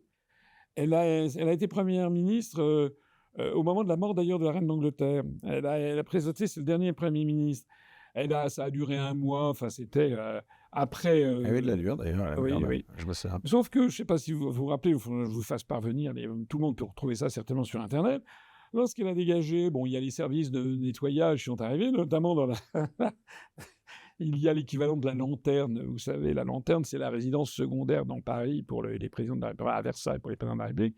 Ils ont un peu l'équivalent pour le Premier ministre britannique qui n'est pas cantonné au 10 Downing Street. Il a également une résidence un petit peu. Et ça a fait les choux gras des tabloïds Ah, parce britanniques. qu'il y avait eu pendant... c'était pas pendant le Covid ou s'il y a eu des fêtes, c'est ça? En tout cas, ils ont retrouvé partout des traces de cocaïne. C'est pas moi qui le dis, c'était Madame Liz Truss. Bon, voilà. En tout cas, moi, depuis 2000, pour clore sur ce sujet, depuis 2018... Vous avez arrêté la coque, c'est ça? Moi, je n'ai jamais... C'est pas du tout mon genre, je n'ai jamais touché à ça. Mais en 2018, suite à l'affaire du drame, vous vous rappelez, de la Germanwings, c'est-à-dire cet avion de cette compagnie low cost de la Lufthansa, qui faisait le trajet Barcelone-Düsseldorf. Vous savez qu'il y a le pilote est sorti du cockpit pour aller aux toilettes et son copilote, qui était dingo, a fermé la porte et a plongé l'avion dans les Alpes de Haute-Provence. Il y a eu 160 morts. Vous vous rappelez, bon. Et donc, depuis ce moment-là, il y a eu à l'époque, donc, les compagnies aériennes se sont posées des questions, qu'il fallait mieux faire un suivi psychologique des pilotes, vérifier leur degré de consommation de psychotropes, etc. Il me semble que ce que je dis, c'est quand même du bon sens. Le président de la République française... C'est vrai que c'est quand même sacrément grave, quand même, parce que là, on en parlait de manière presque ironique, mais vous laissez entendre, et d'ailleurs comme d'autres, mais qu'on traite immédiatement de complotistes, qu'il peut y avoir des gens qui sont sous l'emprise de produits stupéfiants à la tête des fondamental. C'est fondamental. Donc nous, depuis 2018, je considère que si la France, on veut bien admettre que c'est une espèce d'Airbus à 380, mais avec non pas 500 personnes à bord, mais 68 millions de personnes à bord, il est quand même normal que les Français sachent si le commandant de bord et son copilote, le Premier ministre, et puis le personnel navigant technique qui sont les ministres, si ce sont des gens qui sont sous l'emprise de psychotropes ou pas. Enfin, c'est quand même normal. Moi, quand je monte dans un avion, je suis rassuré de savoir qu'il y a à l'improviste des contrôles pour aller voir si le commandant de bord, il est pas ivre, parce que c'est arrivé, vous savez, des commandants qui étaient de bord, qui étaient ivres morts, ça défraie la chronique régulièrement, voire sous l'emprise de la cocaïne ou de puissances psychotropes. Donc moi, j'ai dit, c'est en 2018, j'ai dit, il faudrait qu'il y ait une loi, un projet de loi qui propose qu'il y ait des contrôles inopinés du président de la République, des ministres et des parlementaires pour voir ça.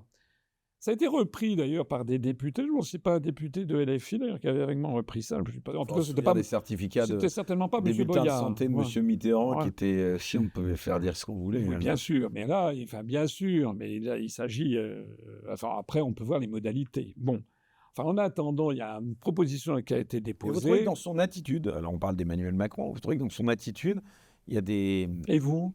Ah non, mais moi je suis pas un acteur de la politique. En attendant, moi je serais à la place de M. Macron, j'aurais sauté sur l'occasion, j'aurais dit c'est très très bien, on va faire ça. Moi, si je suis président de la République, parmi les premières lois que je ferai voter, il y aura ça justement, c'est-à-dire un contrôle inopiné du président de la République, etc., et que les gens puissent savoir. Puis contrôle inopiné, ça veut dire ce que ça veut dire. C'est-à-dire que les médecins aient la faculté de débarquer à tout instant, ça peut être 2 fois dans une semaine et puis plus 0 feu pendant 3 mois. Sans prévenir. On imagine la pression du médecin en sortant en disant ça y est, il est positif. Tout ça, c'est un problème Ouais. d'éthique, évidemment. C'est un problème d'éthique. C'est vrai que vous avez raison. Moi, je pense C'est qu'il un risquerait problème de de se noyer dans une flaque d'eau en sortant de l'Élysée. Hein. Oh, Vous croyez pas? oui, bah, si on en est là.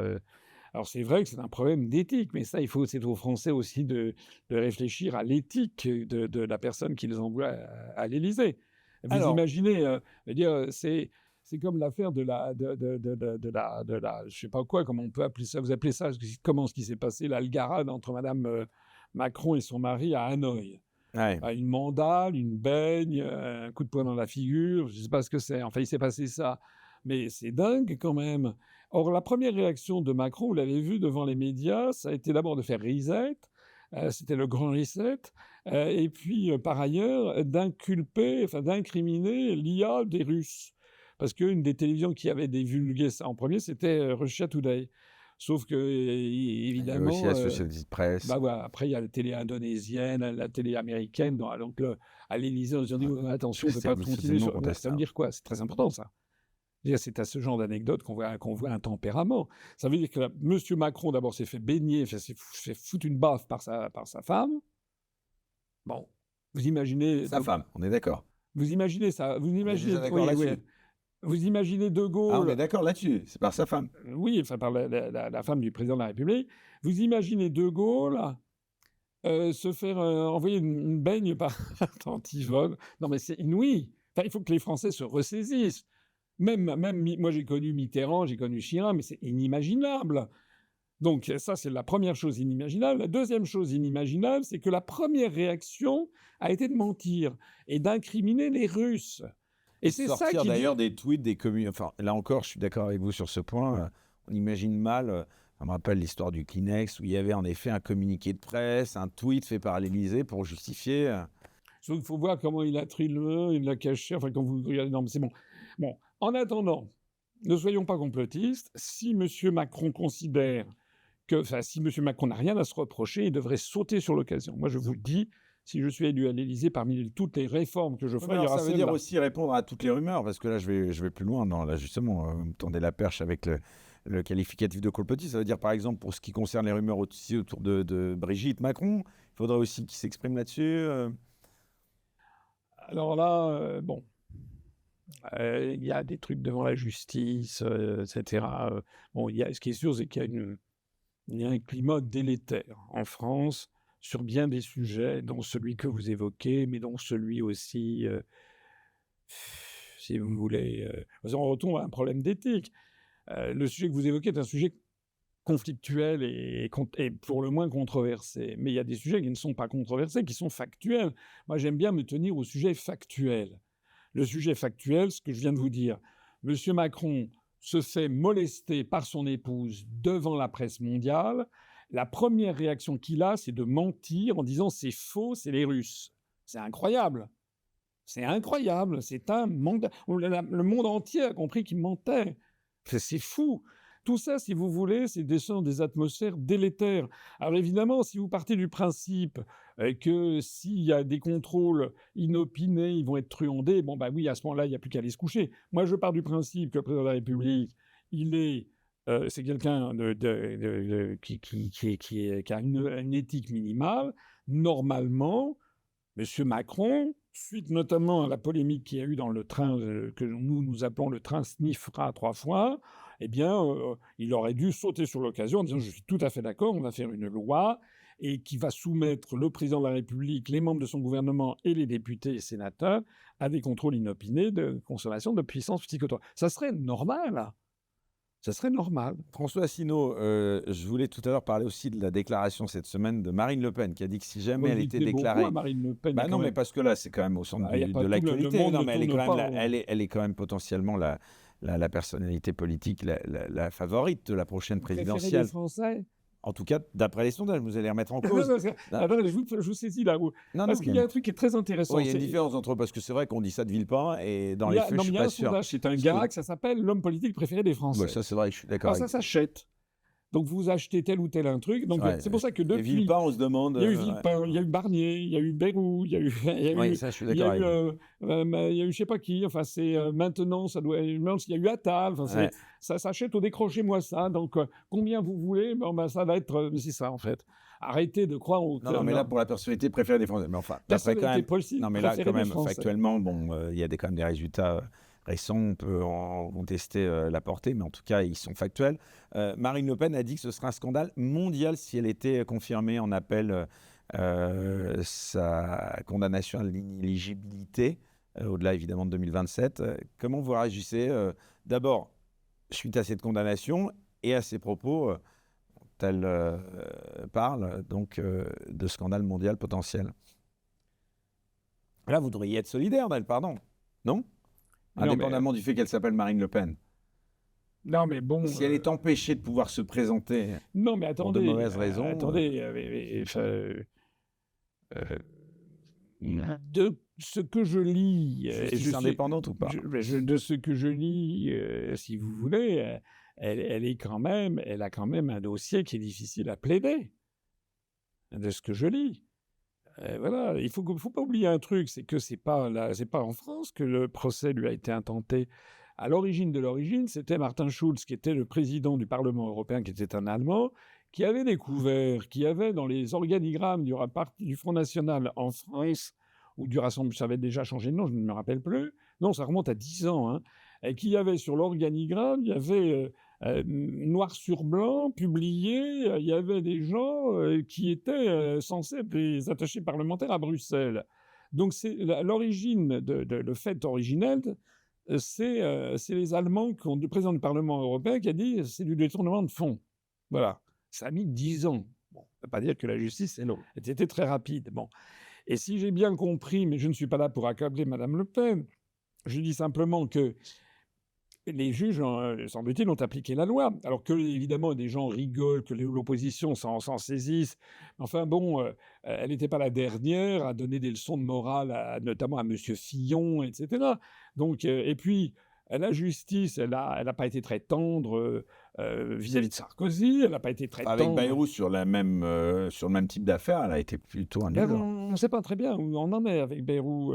Elle n'a pas été très tendre avec Cahuzac. On attend de voir Mélenchon, hein, parce que je pense qu'il y a un changement d'attitude, à mon avis, de la magistrature vis-à-vis de l'ensemble de la classe politique. Je pense. En tout cas, tout le monde sait, tous les gens qui connaissent un petit peu le dossier. Enfin, moi, je me suis renseigné, j'ai demandé, je connais des avocats qui ont regardé, ils m'ont dit, mais le dossier de Mme Le Pen est extrêmement implaidable. Enfin, c'est très difficile. Alors, bon, elle est là parce qu'il faut que... bon, c'est vrai qu'ils l'ont condamné à l'inéligibilité. Je ne sais pas. Enfin, on attend de voir la suite des événements. Je ne suis pas sûr que ce sera un scandale mondial. Non, dans le monde entier, je veux dire, c'est pas... Si elle est empêchée de se présenter, à l'instar d'un Donald Trump qui avait eu pas mal d'affaires et maille à faire avec la justice, vous penseriez que ce ne serait pas un scandale mondial, non ? Écoutez, Madame Le Pen, elle a déjà été quand même 3 fois candidate à la présidentielle et 2 fois au deuxième tour. Les 2 fois au deuxième tour, elle a d'ailleurs saboté son truc. Elle a complètement foiré le débat. Enfin, tout le monde le sait quand même. Est-ce que vraiment les Français ont encore envie de remettre une pièce dans le jukebox ? Bah là déjà, il y aura plus Macron. Voilà.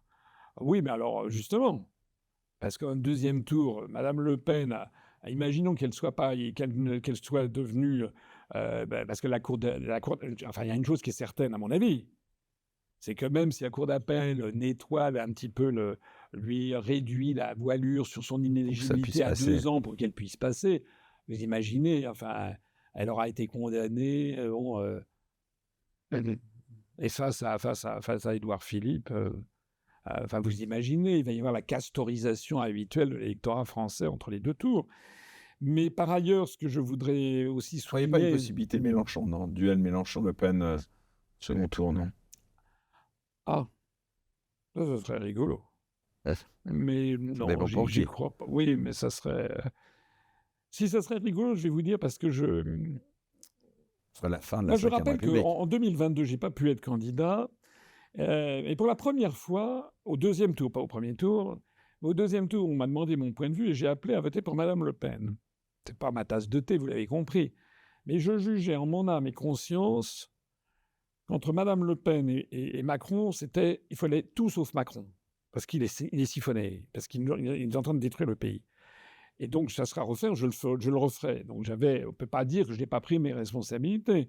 Ça ne m'empêche pas d'avoir un regard lucide sur Mme Le Pen, mais je me dis, ça serait quand même moins pire. Bon. Mais là, si vous voulez, s'il y a un deuxième tour, Mme Le Pen, Édouard Philippe, à mon avis, les Français voteront beaucoup plus pour Édouard Philippe que pour un deuxième Macron. C'est ça. Puis de toute façon, je vais vous dire quelque chose aussi. Qui c'est qui est derrière tout ça aussi? Enfin, il y a quand même eu, si j'ai bien compris, si je lis la presse, si je lis les Échos, le RN est quand même dans une situation en ce moment, c'est pas moi qui l'ai dit, c'est le journal Le Figaro qui a fait un article avant-hier, c'est le RN, la descente aux enfers du RN, qui fait remarquer qu'ils ont perdu leurs 2 députés, il y en a 2 autres qui sont partis, etc.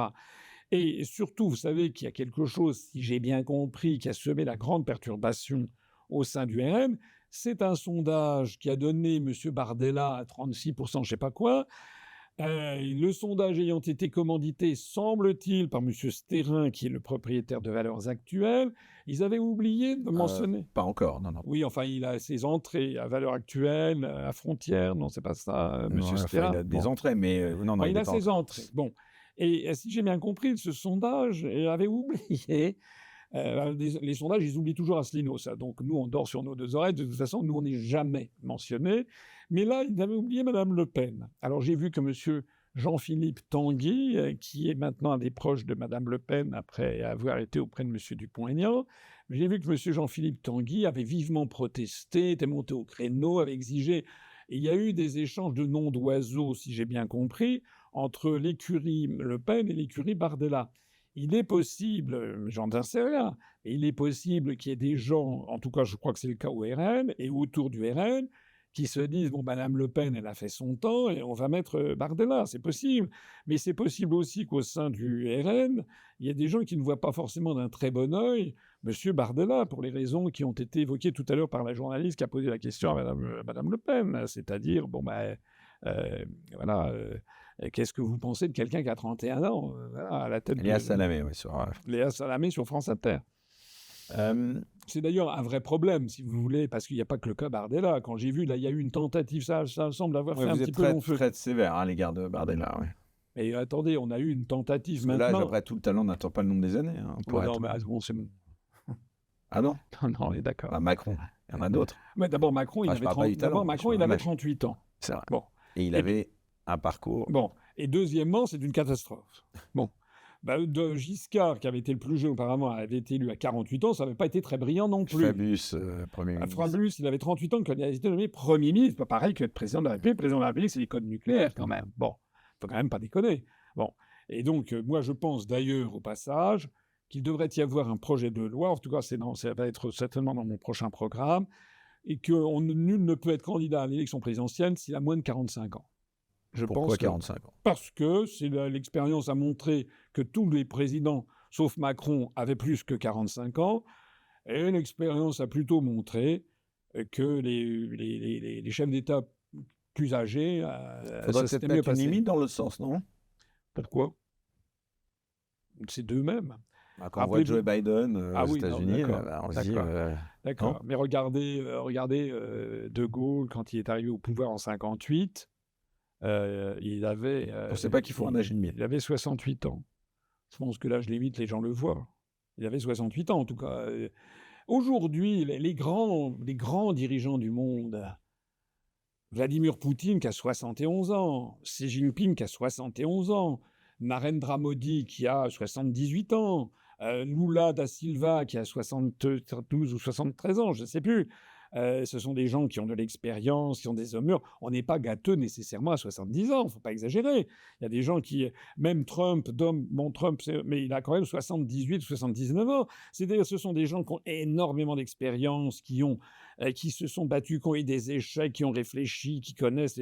Le meilleur ministre des Affaires étrangères du monde, à mon avis, c'est Sergueï Lavrov, qui doit avoir quelque chose comme 72 ou 73 ans. Ça ne s'invente pas. Mais même si vous avez le génie du siècle, Vous ne pouvez pas, quand vous avez 31 ans, avoir l'expérience de diriger un pays comme la France. Il y a des gens qui disent oui, mais Bonaparte, mais c'était une autre époque. D'ailleurs, Bonaparte, je vais dire ça, je vais peut-être me faire mal voir par les bonapartistes, mais enfin, le coup du 18 Brumaire, il était liquide, Bonaparte. Il a fallu qu'il y ait les gens qui étaient autour de lui et sa famille qui le poussent à faire le coup d'État du 18 Brumaire. Ce n'était pas forcément d'ailleurs une chose extraordinaire. Enfin bon, et puis de toute façon, c'était le XVIIIe siècle, on n'est plus du tout à la même époque, on a des pays extraordinairement compliqués, complexes, des législations très très touffues, des intrications économiques, sociales, internationales, etc., etc. Ça nécessite d'avoir. Alors le dernier truc en date, vous l'avez vu, c'était maintenant Louis Sarkozy. Louis Sarkozy, 28 ans, donc il nous a expliqué que tous les jours, il pensait à Bonaparte. Mais c'est quoi ce truc ? Bientôt, ça va être comment elle s'appelle, Chiara Sarkozy, Julia Sarkozy, là, sa petite sœur, qui aura peut-être 18 ans, je sais pas, en 2032. Il sera grand temps qu'elle soit présidente de la République. Mais c'est quoi ça ? Ça veut dire qu'il y a quelque chose qui est très important dans la société française, qui est très grave, c'est la montée du népotisme. Hein, népotisme, ça vient du latin et de l'italien nepos, qui veut dire le neveu. Ça avait été inventé par le pape Calixte III, qui était le fondateur de la dynastie des Borgia, qui étaient des Espagnols. Pape Calixte III, qui a été celui qui a promu son neveu, je crois que c'était Alexandre Borgia, devenu Alexandre VI, qui est le fameux le pape des Borgia, qui avait, enfin, vous connaissez la Rome des Borgia. Bon, avec son fils, il avait des maîtresses, des enfants, etc. Et donc, c'est la Rome des Borgia. C'est de là que vient ce qu'on appelait le népotisme, hein, c'est-à-dire favoriser son neveu. Parfois, quand les papes avaient des enfants, ils disaient que c'était des neveux. Mais on y est. On y est, je suis désolé, parce que finalement, M. Bardella, c'est du temps où il était, alors il me paraît-il qu'il n'est plus en ménage avec Mme Nolwenn-Olivier. J'en parle parce que c'est des affaires privées, mais enfin, c'est sur la place publique. Bon, donc lui-même, il en parle, il parle que de ça, etc. Bon, on lui a demandé s'il était homosexuel, il a dit non, je suis hétérosexuel. On lui a demandé s'il utilisait la raclette dans la douche, il a dit qu'il utilisait, qu'il était très attentif à enlever les traces de calcaire. Enfin, ça, c'est la politique française d'aujourd'hui. Est-ce que vous vous rendez compte qu'on n'a pas demandé à M. Bardella dans cette émission ce qu'il connaissait, par exemple, de la civilisation chinoise, de l'histoire russe. Avec Karine Le Marchand sur M6. Non, mais est-ce qu'il y a par ailleurs une autre émission? Enfin, ça sert à quoi de demander à M. Bardella s'il utilise, quand il prend une douche, une raclette pour enlever les taches de calcaire? Les Français, ce dont ils ont besoin comme président de la République, c'est de quelqu'un qui a de l'expérience et qui est capable tout à trac, et je crois que c'est mon cas, de répondre sur des sujets extrêmement variés parce qu'il a une très grande connaissance de l'économie, de la finance, des questions monétaires, des questions sociales, des questions internationales. Il a bourlingué. Moi, j'ai vu des quantités de chefs d'État et de gouvernement. Je connais quand même assez bien la Russie, la Chine, le Japon où j'ai vécu, le monde indien, les Amériques, l'Océanie, etc. C'est ça qui est important quand même. Alors maintenant, on nous dit, à la limite, maintenant, si t'as pas, pour paraphraser, vous savez, c'est Julien Drey qui avait dit, si t'as pas une Rolex à 50 ans, c'est que t'as raté ta vie. Maintenant, c'est Séguéla qui avait dit ça. Ah, c'est Séguéla, pardon. Oui, ouais, excusez-moi. Julien Drey, lui, il avait été, s'il aimait bien les montres. Il aimait bien les montres aussi, mais excusez-moi. Bon, c'est Séguéla, effectivement. On a l'impression maintenant que c'est, si t'es pas président de la République à 25 ans, c'est que t'as raté ta vie. Enfin, c'est dingue. Et on a donc ce que j'appelle cette épidémie de blanc-bec, maintenant on nous parle de Gabriel Attal, mais enfin c'est dingue. Gabriel Attal, c'est le même style que Bardella. J'ai pas spécialement contre Bardella. D'ailleurs, j'ai même fait une vidéo que je renvoie à des gens qui sont intéressés à cette analyse. C'est sur UPR TV, notre chaîne de télévision dont je parlais tout à l'heure. C'est une vidéo qui a déjà plus d'1 an, où je parlais de ce que j'appelle l'épidémie des blancs-becs. Parce que c'est seulement... Faites pas de racisme anti-blanc, là. Non, mais c'est seulement dans le monde occidental. Vous avez, dans le monde occidental, la première ministre de Finlande, Sanna Marin, elle a 34 ans. Et qu'est-ce qui se passe avec ces gens qui n'ont aucune expérience? Est-ce qu'ils sont... ce sont des gens malléables. Ce sont des gens malléables. Quand vous n'avez pas d'expérience... Moi, je suis passé par là. Malléables par qui? Quand vous êtes... Imaginez... Il y a quelque chose qu'il faut vraiment... Enfin, je crois, c'est en tout cas mon analyse, je connais un petit peu Macron. Bon. Je pense que Macron, si vous regardez dans ses regards fugitifs, et surtout, c'est peut-être un peu moins vrai maintenant, mais je pense que c'est quelqu'un dont il ne faut pas sous-estimer une des caractéristiques, c'est la terreur du poste qu'il occupe. Vous imaginez que d'un seul coup, on vous mette président de la République? Ben, peut-être que vous l'imaginez, vous avez peut-être comme Asselineau un ego. Non, ça ne fait pas partie de mes projets. Non, mais est-ce que vous imaginez pour quelqu'un qui a 34 ans? Moi, j'ai eu 34 ans, j'ai eu 31 ans. Je pense que j'étais quelqu'un, j'étais sorti vice-major de l'ENA, je pense que j'étais... Mais je reconnais avec le recul du temps qu'il y avait des quantités de choses que je ne connaissais pas. Et j'aurais été obligé de demander conseil à Pierre-Paul Jacques, évidemment, de me mettre dans la main d'autres personnes. Vous voulez dire qu'ils n'ont pas travaillé Qu'est-ce qui fait la différence entre un Poutine, un De Gaulle ou un Trump d'un côté, et puis un Macron, un Sanna Marin, un Justin Trudeau de l'autre côté? C'est que dans un cas, vous avez des hommes politiques qui ont eu un parcours très long, qui ont morflé, qui ont eu des échecs terribles, y compris De Gaulle, Trump, Poutine. Donc ce sont des gens qui ont survécu à tout ça et qui ont résilience. de la résilience et de l'expérience. Hein. C'était Oscar Wilde qui disait que l'expérience c'était l'autre nom de ce qu'on dit, de la façon dont on pouvait appeler tous les échecs qu'on a connus dans sa vie. Tous les échecs qu'on a connus dans sa vie, c'est ça l'expérience. Bon. Et donc, et puis par ailleurs, quand vous connaissez, si vous vous intéressez aux questions internationales, moi ça fait quand même un bail, depuis que j'ai été au cabinet des affaires étrangères, et même avant, ça fait quand même 30 ans, si vous voulez, que je connais quand même bien de l'intérieur. Vous ne pouvez pas, moi j'ai eu l'âge de M. Bardella ou j'ai eu l'âge de M. Attal, vous ne pouvez pas, parce que vous n'inventez pas ce que vous n'avez jamais vécu. Donc il y a du vécu qui doit être derrière. Et quand je vois que maintenant on a essayé de nous lancer comme un nouveau produit de savonnette, Monsieur Louis Sarkozy, qui dit que tous les jours que Dieu fait, il pense à Bonaparte, ce qui n'a pas empêché de prendre la nationalité américaine et d'entrer dans l'US Army. Bon, donc il a un Bonaparte, si vous voulez, à géométrie variable. Je me dis, mais où est-ce qu'on va? C'est pour ça que je pense que maintenant, ça sera la fille de Nicolas Sarkozy et de Carla Bruni, qui aura peut-être 19 ans en 2032 et qu'il sera grand temps qu'elle soit présidente de la République. Donc ça ne va pas. Ça veut dire quoi? Il y a eu d'ailleurs il y a eu un article du Monde là-dessus. La société française est en train de se refermer avec un népotisme et une reproduction sociale comme on n'a jamais vu. C'est-à-dire que les mêmes qui ont les valeurs de la République à la bouche, en fait, ils vivent dans un entre-soi, dans des copinages familiaux. Ça n'est plus que ça. Vous savez, cette statistique terrible, c'est qu'en 1947, je crois, il y avait 28% des élèves de l'école polytechnique qui étaient des fils d'ouvriers. Aujourd'hui, ils sont tombés à 2%. Voilà la réalité, parce qu'on a cassé l'ascenseur républicain, on a cassé l'école du mérite, et c'est d'ailleurs la gauche, avec le collège unique, avec le pédagogisme, avec toutes ces idées qui sont prétendument progressistes, au bout du compte, le précipité final de tous ces baratineurs, c'est qu'on a un ascenseur social qui ne fonctionne plus, et que les gens, ils naissent dans des milieux sociaux, ça c'est la loterie de la vie. Et puis, vous avez des gens quand vous naissez dans les quartiers, si vous voulez, c'est pas évident. Voilà. Et ça joue pour beaucoup, d'ailleurs, dans les violences urbaines. Parce que, par ailleurs, quand vous avez le sentiment que, tout à fait en haut, ce sont des incompétents et qui utilisent plus de cocaïne qu'à leur tour, pourquoi, quand vous êtes dans une cage d'escalier, dans une banlieue française, avec une famille décomposée, vous ne feriez pas le guet pour le grand frère qui fait du trafic de drogue parce que ça vous rapporte plus d'argent que d'aller travailler. Il est là le problème fondamental. Toute la France est cul par-dessus tête avec ces histoires. Alors, justement, vous parliez de société, de problèmes de société et plus encore de drame, puisque on en a été témoin cette semaine, encore une fois, tristement, un drame effroyable. C'était mardi dernier, la surveillante d'un collège de Haute-Marne qui a été, donc, on peut le dire, poignardé, assassiné par un collégien lors d'un contrôle de sac.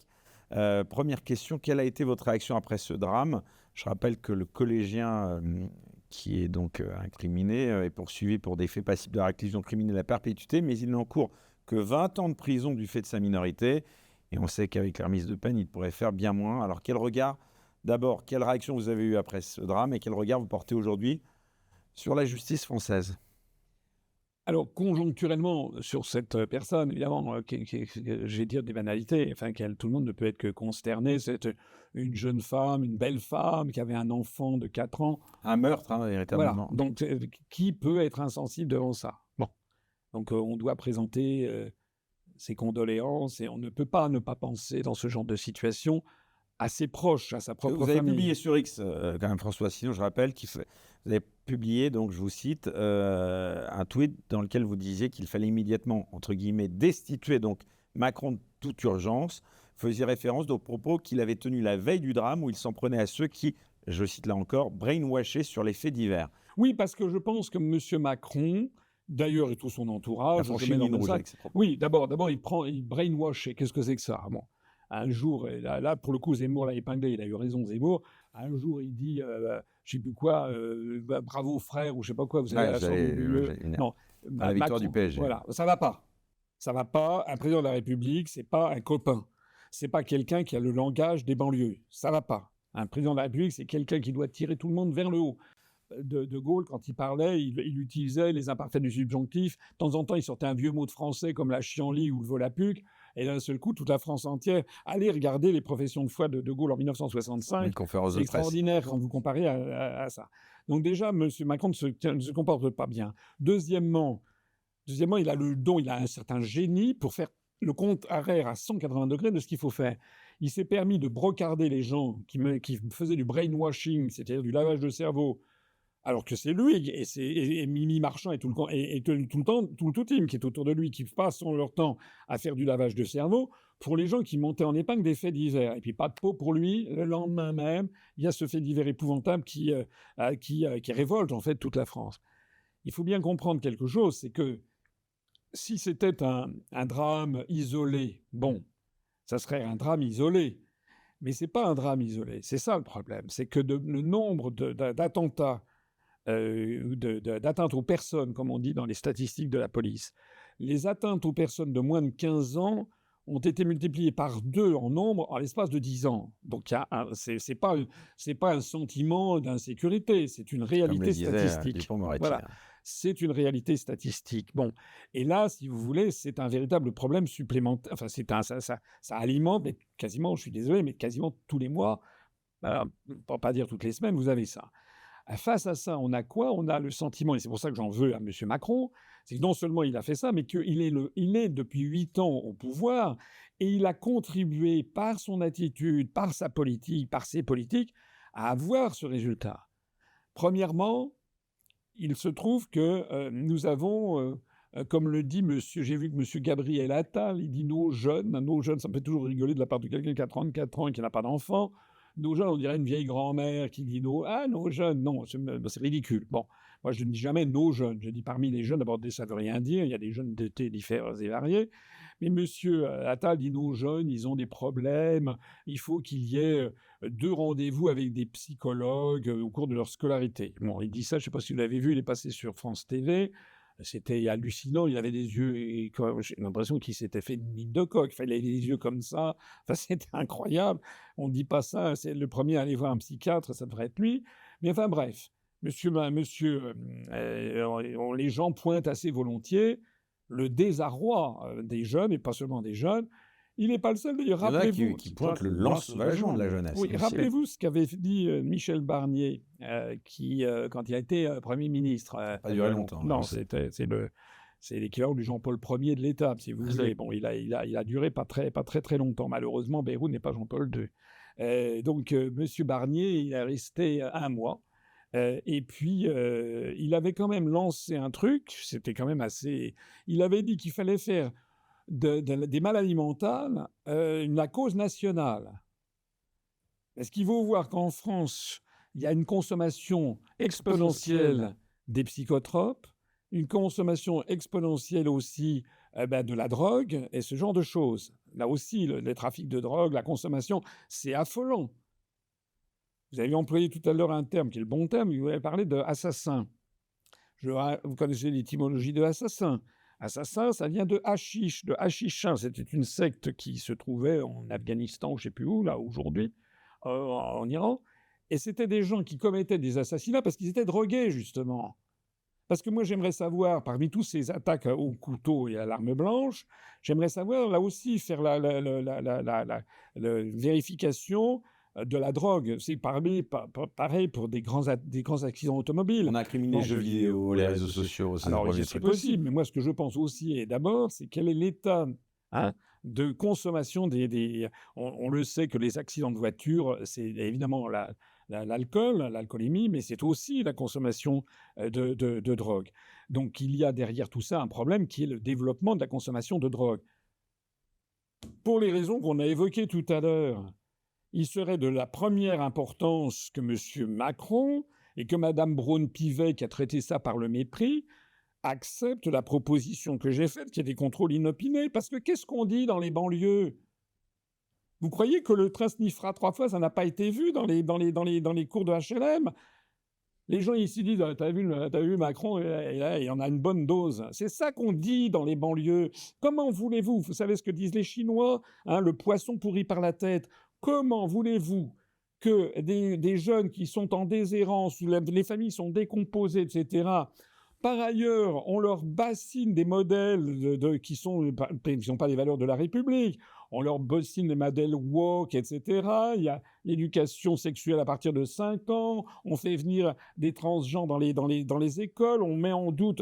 Enfin, tout le monde sait que c'est une phase de l'esprit humain qu'entre l'âge de 9-10 ans, disons plutôt 12 ans à partir de la puberté pour les filles et pour les garçons, un petit peu plus tôt pour les filles que pour les garçons, jusqu'à à peu près 25 ans, les gens se posent quand même des questions d'identité sexuelle, d'identité de genre, il y a un mal de vivre, un mal-être, c'est connu, c'est reconnu par tous les psychologues, par tous les médecins.